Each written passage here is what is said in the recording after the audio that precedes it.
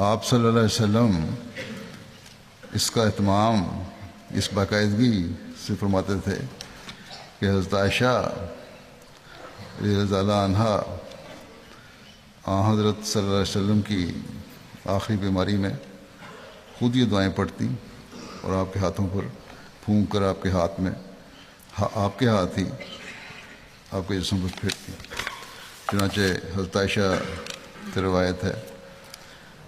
کہ حضرت صلی اللہ علیہ وسلم جب بیمار ہوتے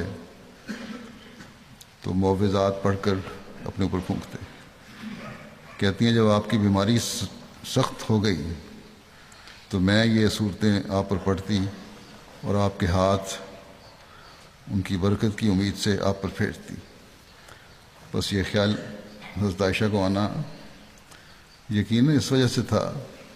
کہ حضرت صلی اللہ علیہ وسلم اس میں بہت باقاعدہ تھے